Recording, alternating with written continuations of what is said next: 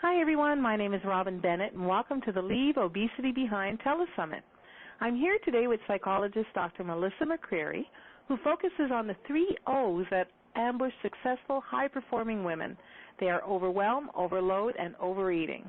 She's the author of the Emotional Eating Rescue Plan for Smart, Busy Women and the creator of TooMuchOnHerPlate.com, a consulting company providing busy women the programs and resources they need to take control of stress and overeating and add more ease, success, and joy to their life, their businesses, and their lives.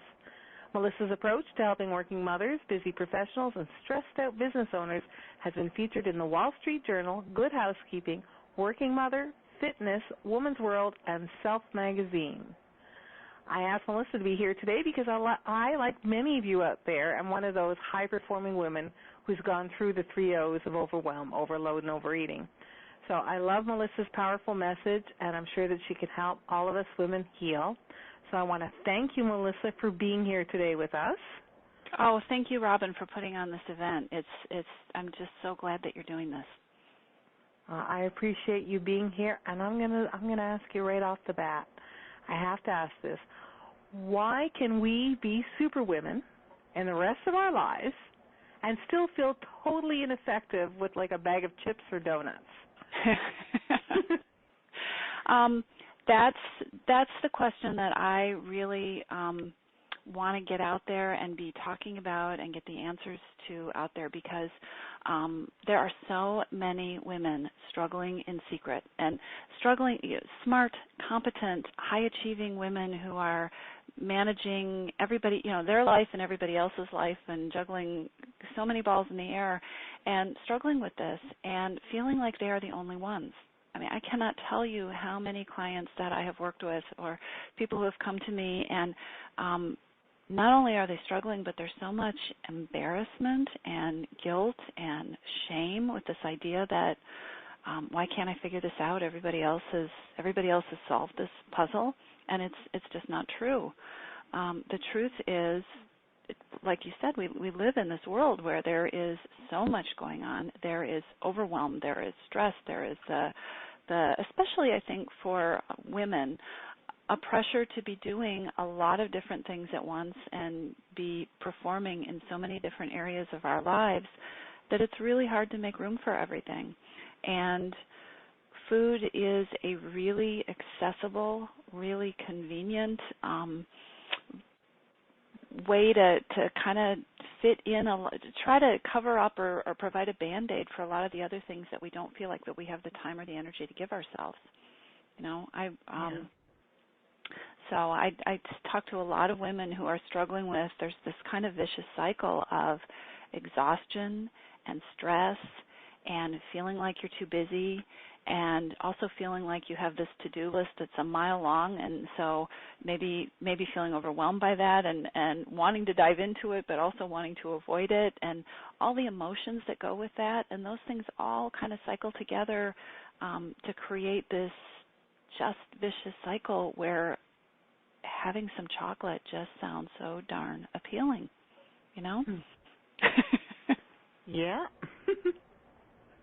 So it's hard. And the other piece that I see all the time is that when we get caught in this vicious cycle with overwhelm and overload and overeating, it really does a number on our confidence. It really leaves people feeling like, what is wrong with me? Like I'm not strong enough, or I don't have enough willpower, or I'm not working hard enough. And so I talk to people all the time who are just powerhouses, but aren't feeling as confident or nearly as effective as they could be because of this one area of their lives. So is that having this, lack of confidence with food, do you believe that also affects the rest of our sense of selves with, our super womanhood? I think that there are way too many women out in the world spending way too much energy and brain power caught up in vicious cycles with this stuff. And I've talked to enough women to know, and I'm talking about people who are CEOs, attorneys, physicians, high-power professionals, coaches, people who help other people all the time for a living. and they feel like they have this dark secret that they're struggling with this, that they can't lose the last 10 pounds, or they've gained 60 pounds, or maybe they've got their weight in a place that's okay, but they're just feeling out of control with their eating every night when they go home from work. And it affects how they show up. It affects how we show up in other places in our life. It affects how we feel about ourselves. So yeah, I think the effects of this are pretty far-reaching for a lot of people. So how can we make the cravings that we have and that urge to overeat go away? That's the number one question, right? Everybody what do I do about it? How do I make it not be? Well, the thing is, I think there's so much information out there, and actually, by the time people come to my website or people are talking to me about working with me or they're in one of my programs, what I find is that people have information overload. There is so much information about this is how you should be eating, this is what you should be eliminating, this is the kind of the meal schedule that you should be on, this is the way of cooking you should be doing. People are just completely overwhelmed. The problem is that in this billion-dollar weight loss industry that has developed, I really believe that the focus is in the entirely wrong area, because that question that you ask, how do we make the cravings dissolve? How do we stop wanting to overeat? It really has so little to do with the actual food. It has to do with a whole bunch of other stuff that nobody ever talks about.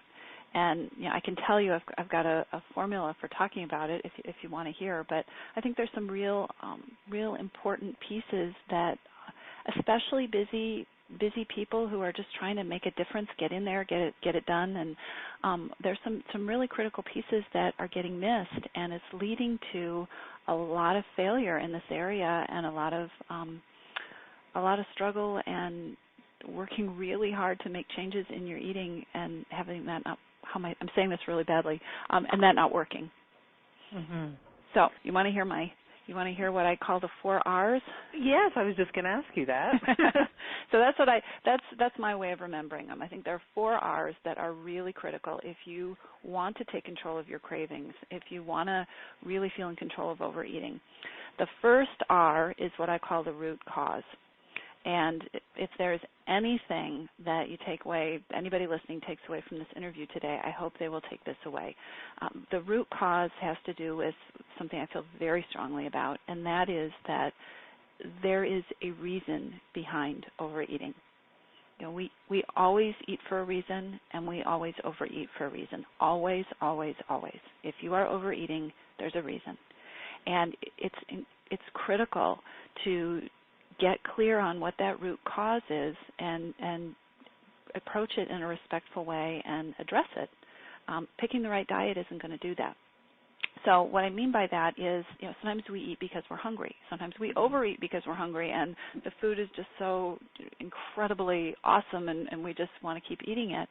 But we also are driven to eat for a lot of different other reasons that don't have anything to do with food. So the root cause of your eating might be stress at work, or it might be that you're chronically sleep deprived, or it might be that you're really bored, or it might be that you find yourself overeating because you don't have enough rewards in your life, or you need comfort, or whatever it is. But that first R is really important. We've got to take the time and get the tools that we need to get clear on what the root cause is of our overeating.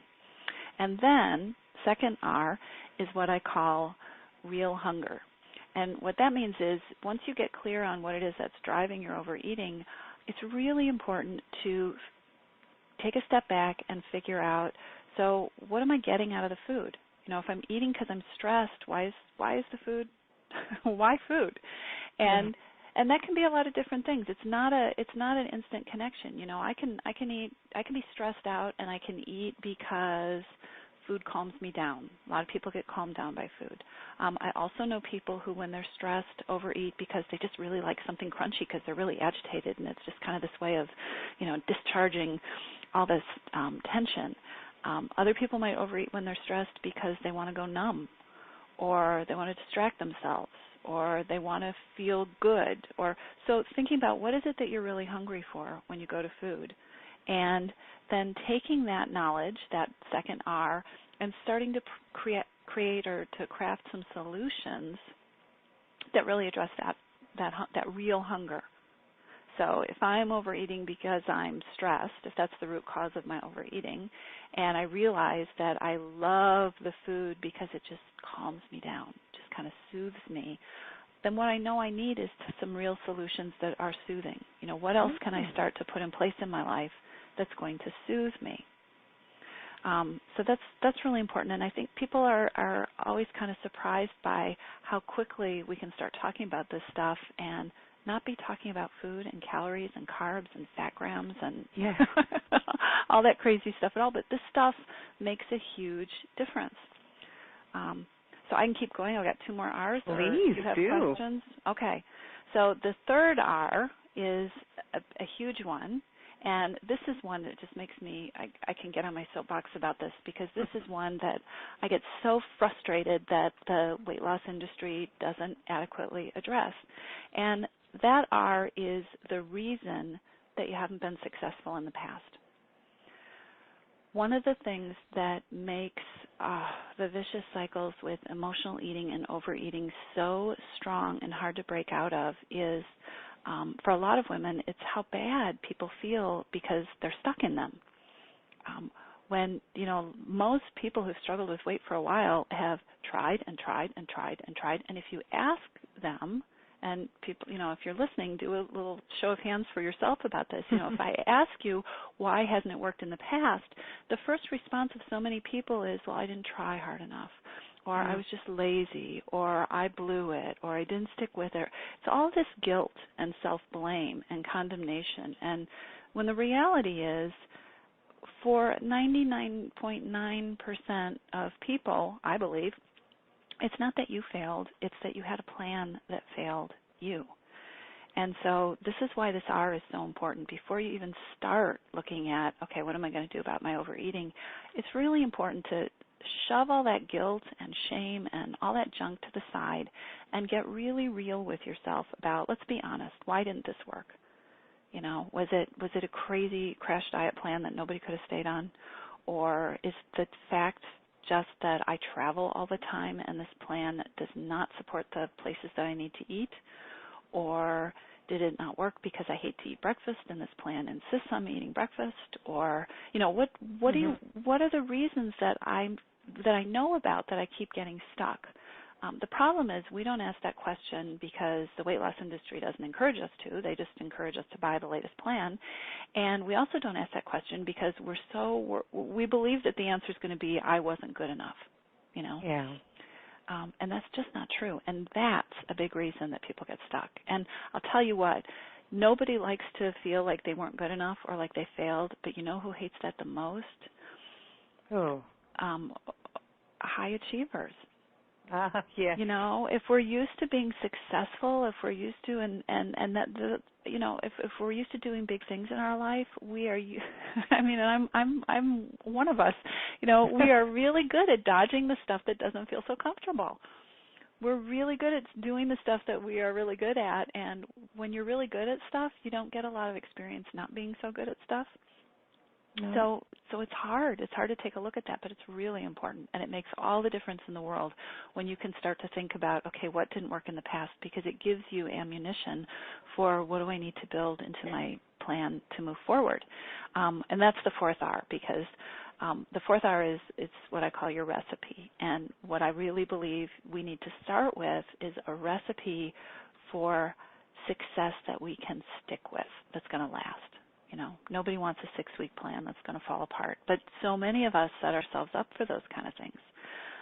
So when you use those 4 R's, when you really get clear on what's driving the overeating and what it is that you're really craving, and you start to put together those solutions and you look at what hasn't worked in the past, you aren't dealing with the food. I mean, you're creating a plan that has to do with food, but what happens for so many people is food starts to lose its power, because you start to take care of yourself in the real kind of ways that you need to, instead of trying to fill in the gaps with Fritos and chocolate chip cookies, and which the culture encourages us to do, right? I mean, it's really hard. Yeah, absolutely.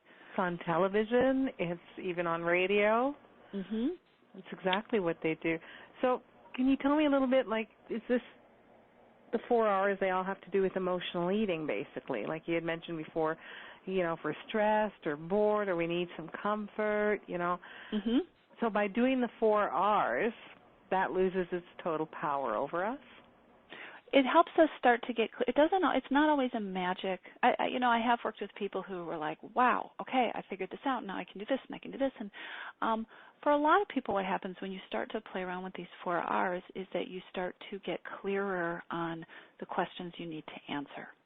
Mm-hmm. So I may realize that I'm somebody who eats when I'm anxious, but I don't. Okay, I know that, and that's great. But what the heck am I supposed to do instead? And sometimes that can be really, I might as well just go have a cookie because I don't know what, that can be overwhelming for people. And I would encourage people to really stay with that, because it's only by starting to realize the questions that we need to ask that we can start getting what we really need. If I'm eating because I'm anxious and what I really need are tools to help me with my anxiety, no diet in the world is ever going to fix that. And I could spend the next 25 years bashing my head against a wall trying to lose 25 pounds with the right diet. Mm-hmm. But what I really need are some tools to help me with anxiety, or a support system who can help me, whatever it is. So sometimes working on the 4 R's opens up the areas that we really need help and support in. And it isn't always emotional eating. I can't tell you how many women I work with that when we start to look through these patterns, one of the first things that comes up is that they're chronically exhausted. That's amazing. Lots of women are walking around sleep deprived. And if you start to, so why am I eating? I'm exhausted. We can do all the emotional eating work in the world, and I can give you all the tools for dealing with emotions, but what I'm going to tell you and help you do is figure out a plan to get more sleep in your life, because, and anybody listening to the call who's subsisting on 5.5 hours of sleep a night or less, we need to talk, because I don't know if any of your other experts have talked about this, but sleep deprivation changes your metabolism, it changes your hunger levels, it changes your cravings, and there's even research that it changes that people who are women who are chronically sleep deprived way more than women who aren't, no matter how little they eat. I mean, it's really powerful. So the 4 R's will help you get clear on what's going on, whether it's emotional eating or whether you need to see your doctor because there's something medical going on. It helps you listen to yourself.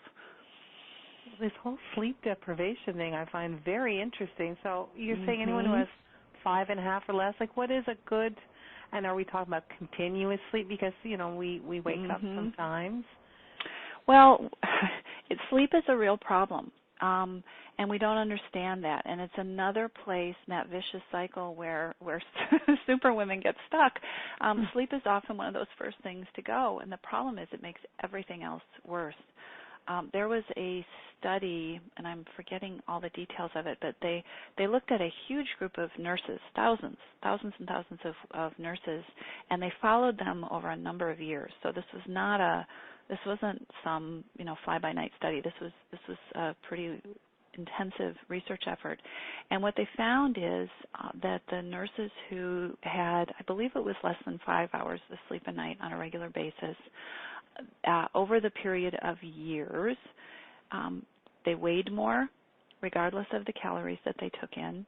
They had differences in their metabolism. I don't want to quote this study too closely because I'm afraid I'll quote it wrong, but there's a ton of research about the effects of sleep on weight. And we also know that if you are, and you don't have to be chronically sleep deprived, if you are sleep deprived, your neurochemistry changes, so that you're going to have differences in your physiology, and you are actually going to feel hungrier. That's not in our heads. When we're tired and we're hungry all day, it's not because we're trying to rev ourselves up. We are physiologically going to be just craving food all day, and it's going to be the quick energy kind of food that you're probably trying to avoid, the high sugar, high carb kind of stuff. Sleep will mess us up faster than anything. And so the good news is, if you're listening to this call and you're chronically sleep deprived, you can get more sleep and you will probably notice a tremendous difference, just like that. That's just do that and see what changes, because it can be huge. That was my next question. So I want to see if someone started getting that rest that they needed, that sleep, how long would it take to start seeing benefits? I think it varies. I don't really know what the research is on that, but I do know, working with, many of the people who start working with me, I think many women out there, when you start talking to them, are subsisting on too little sleep. And I will say that people notice that they feel better within a couple of days. Sometimes people have a hard time sleeping when you haven't slept well for a while. Sometimes people feel like they could sleep for 3 days, but the effects are pretty immediate.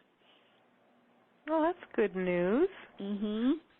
So there's another topic I'd like to discuss with you that I know that is something that women, that creates that guilt, and that's willpower. How do we stop relying on it? Well, I think the first way you stop relying on it is to realize it doesn't work. If you look at, I like to set up, let me back up a little bit, that so much of what we read about how to get healthy and how to take control of our eating and our overeating has to do with what I call this deprivation model. It has to do with having more willpower, being stronger, resisting the sweets, working hard at it, forcing ourselves to move forward. And all that sounds really good, and it sounds doable if you are in that place where you're revved up and ready to make a change and you're going to dive in and invest yourself in whatever it is that you're going to try. But the problem with any kind of plan that's based on willpower, there are actually two problems. One is that I don't care how strong and tough and determined you are, willpower runs out. And it's not, when you talk about that recipe for lasting success, a plan that's based on willpower it's not a whole life plan. I like to talk with my clients about creating peace with food, and nothing that is founded in willpower is going to be peaceful. And that's the other problem with willpower. Not only is it not something that we can sustain, I mean, I call it white knuckling it. Like, how long can you hold on tight? Some of us can hold on longer than others, but all of us have a limit. The other problem with that is, to me anyway, who wants to do that? Who wants to create something that you have to do for the rest of your life that feels like something you have to do? And, it's this white knuckling it, that's holding on, that's working really hard.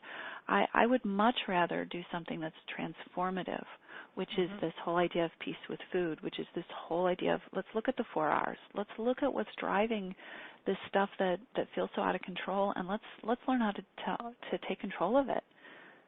Let me figure out what's driving my overeating, what the root cause is, and let me take charge of that in a way that really addresses the problem, instead of in a way that always leaves me feeling like I need to go to the vending machine at 3 o'clock every day because I've got this other thing going on that I don't know what to do about it. So that's where I stand on willpower. It's hard because, again, a lot of high performers, a lot of busy women, there's this idea that we function because we have a lot of willpower or because we're really hard workers, but in my experience, it's just a recipe for burnout and failure, and then feeling bad about yourself because you feel like you didn't do it one more time. Yeah. I can see that. I can relate to that. So do you want to tell us, where do we start? Well, how do we begin this whole process, and what's the one thing we should, or if there's more than one thing that we should stop doing? Let's stop. I think that my approach to things is, let's not start with the food, and let's not start with being strong and having more willpower. Let's start from this place of creating a peaceful relationship with food. And to me, that has a number of components. To me, that's about looking at start with this idea of what would it be like, what would it look like, what would it feel like for me to be peaceful with food. And some people can latch onto that right away, and some people don't have a clue because you may have been fighting with food as long as you can remember, or ever since you were an adult or a teenager. But what is it that you would like your relationship with food to look like? Really important. And then you can start with those 4 R's that I talked about. Yeah. But there's a vicious cycle that we get into with all the stuff we're trying to balance. And so I think it boils down to looking at how can I get my needs met in other ways that aren't food. What are some other ways I can take care of myself? And for a lot of women, that means things like learning how to say no, figuring out how to claim time to take care of yourself, because quite honestly, I think a lot of overeating has to do with it feels like a quick and easy way to reward yourself because you feel too guilty to ask for a lot more or to do anything else, or it feels like it isn't possible. Or does that make sense? Oh, yeah. Yeah. And again, I can relate on Yeah. this. So sometimes there's work on that kind of stuff. It's really critical if you've got a huge load of guilt and self-blame that you're, and a lot of people who are carrying around extra weight are carrying around more weight in guilt and self-blame than they are actually in physical pounds. But figuring out what to do about that so it doesn't keep pulling you back down is huge. Huge, huge, huge, huge, huge. And another thing I think about, well, actually, just to give you a quick answer to that question, what to start and what to stop doing, I would start doing something. Think about what does it feel like I could do based on all the stuff that we've talked about, or based on these 4 R's, or what's come to mind for me. But make sure it is something that is doable. Because the other thing that we tend to do is we tend to set ourselves up with these expectations and these steps that are just so much too big that maybe it feels really good to do them for a week or maybe a day, but there's no way you could do it for the next 6 months or 6 years or 60 years. So start, ask yourself on this call, what is something I can do in the next half hour or in the next 3 hours that's going to move me towards using food in the way that I want in my life. And I would bet that for a lot of people, it might be something that has nothing to do with food. It might be I could actually give myself permission to go take a bath tonight and just unwind. Or I could, what could I do to take care of my needs, to take care of the overwhelm, the overload, the stress, the whatever it is that's going on that food can get triggered by. What can I do for myself with those things? Something, and it doesn't have to be huge, but it's just that starting to ask that question. Very good. And the part where what do we stop doing is just basically... Stop beating yourself up, ladies. Stop beating yourself up. And if I had $1 for every person who has told me my problem is I don't work hard enough, or I don't try hard enough and I'm lazy, I would be, I don't know how many dollars I would have, but it would be a lot. And I've got to tell you, the people who've told me that, usually they are the hardest working, busiest people I've ever met. So let that one go. And if you really believe it, I want you to ask the question, and what else?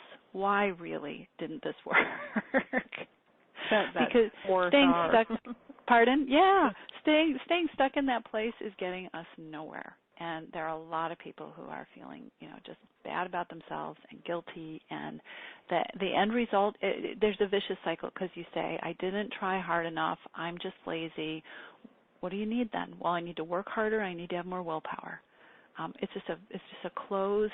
It's a hamster wheel, is what I call it. You just keep running on it, and you run on it, and run on it, and you feel worse and worse and worse and worse, and you burn out, and you get nowhere.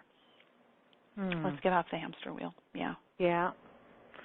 So I want to ask you, what's next for you, Melissa? Or any new projects or? Oh, thank you for asking. Yeah, I actually my book, The Emotional Eating Rescue Plan for Smart Busy Women, is just coming out now, which is really exciting.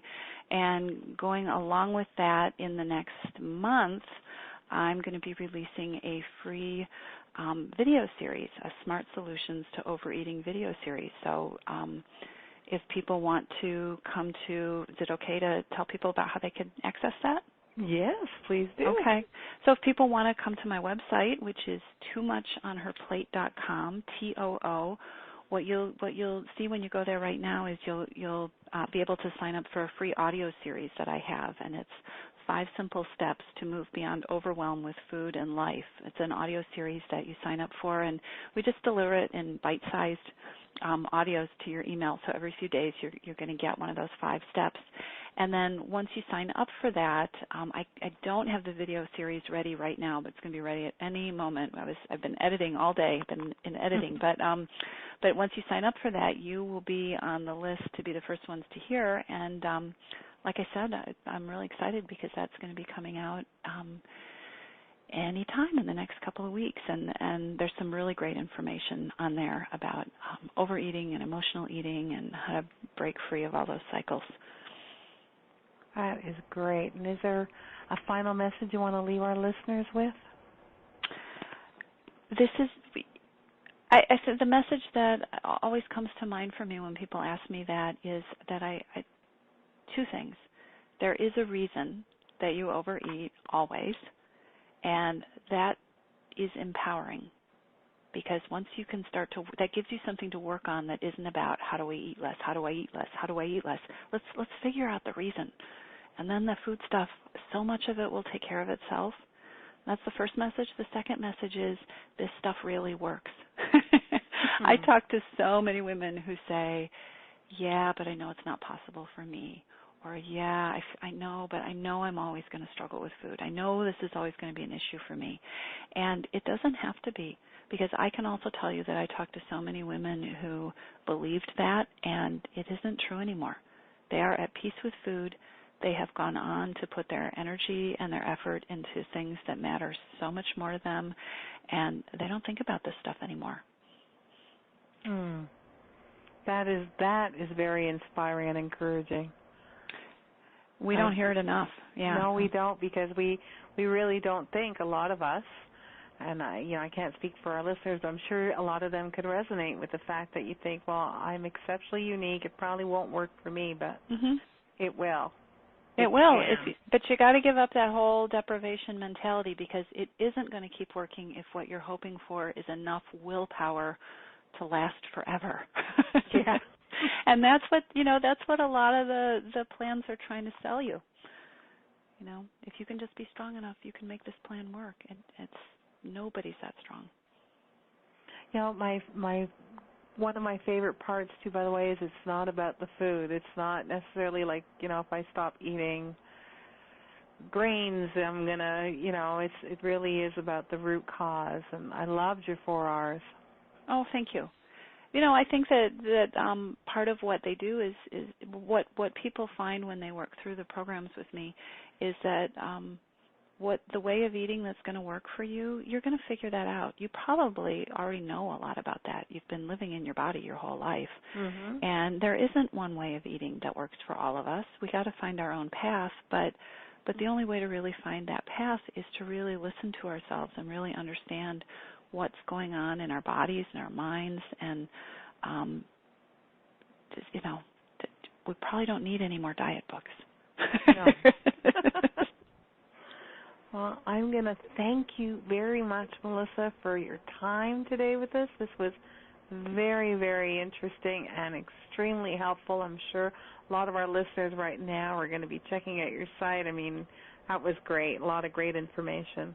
And for all of you guys who want to listen to get in touch with Melissa, you can go to toomuchonherplate.com, and that's TOOMUCHON herplate.com.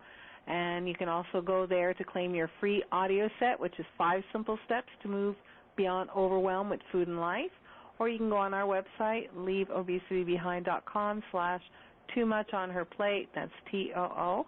And I want to thank you all for being here today.